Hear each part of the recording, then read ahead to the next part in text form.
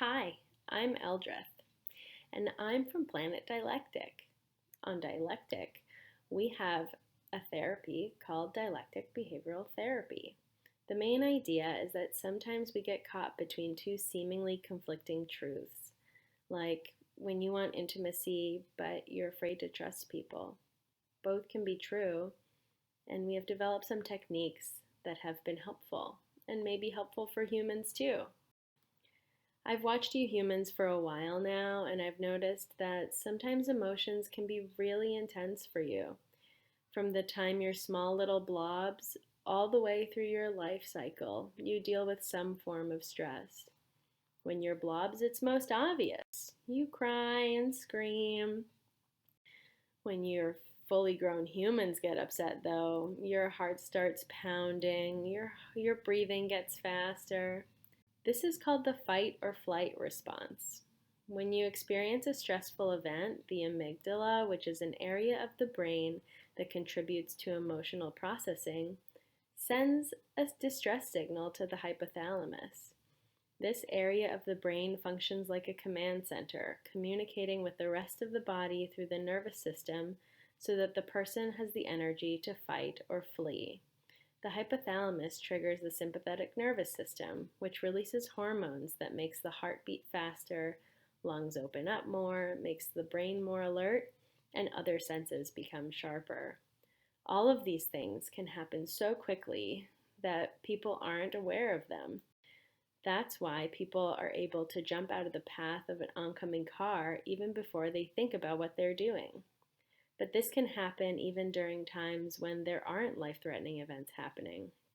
For example, when a baby blob cries, you don't scratch it or throw it. I've seen you larger humans. You pick them up, you give them food, you sing to them, and so on. You're the same. Sometimes your emotions feel so intense that they get in the way of your productivity, your sleep, your relationships, and your ability to be kind to yourselves. You are just big grown up baby blobs, and you need soothing too. Sometimes you just need some quick tricks to help you relax in the moment. There's a lot of skills you can use, but in this video, I'm going to take you through a really simple skill that I use that might help you during these tough moments.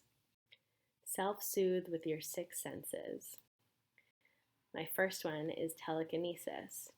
Sometimes when I'm feeling stressed, I love to use my mind to move things in space, especially gardening, because I don't have hands, so it really makes it a lot easier. Oh, wait. Oh, sorry. I just heard your thoughts, and I guess you can't do that. That's disappointing. That's my favorite one. Well, self-soothing techniques with your other five senses can still help ground you in the present moment and orient you back to a calm state. Self-soothing helps me tolerate discomfort and also helps me make good decisions and perform well when needed. Stay tuned till the end when I describe a self-soothe kit to go. So the next one is vision. So for this one, you can take a moment and just look around you. Try and notice things in the room or in your environment that you haven't noticed before. If you have time, take a walk in a pretty part of town. Take a look at the nature around you. Maybe find a flower and put it somewhere in your view. Light a candle and watch the flickering flame. Next one is hearing. Listen to calm music. Download an instrumental playlist on your phone or maybe nature sounds. Take a moment to try and listen to the sounds instead of noise. Try and listen to close things around you and then farther away. Let the sounds come and go. The next one is smell. Try and notice two smells around you. Light a scented candle. Walk into a bakery or a restaurant.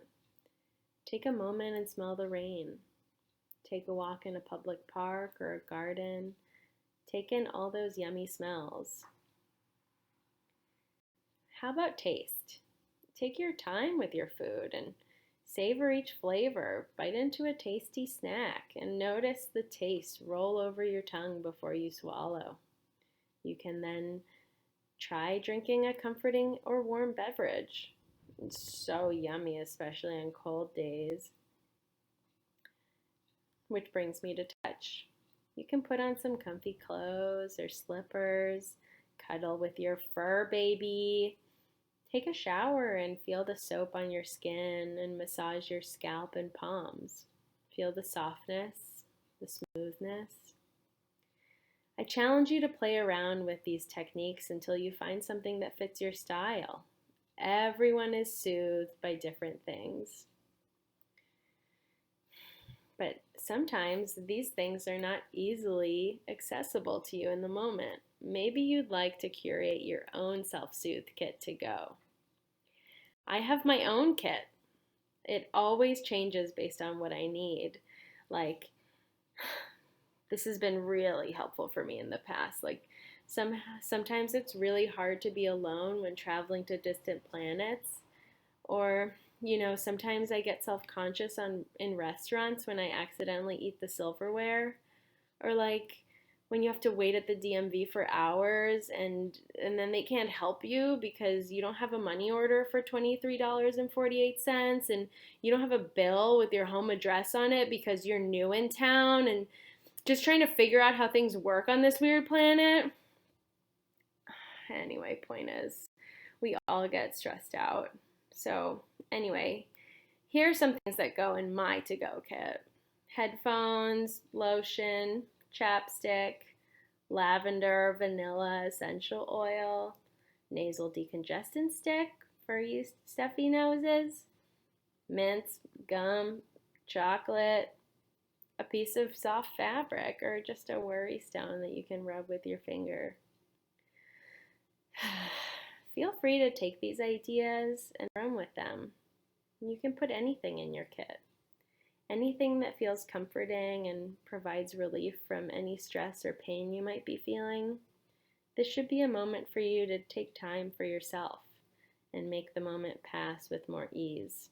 And sometimes we can't make the situation better. All we can do is try and keep it from getting worse. That's distress tolerance. Good luck and happy soothing.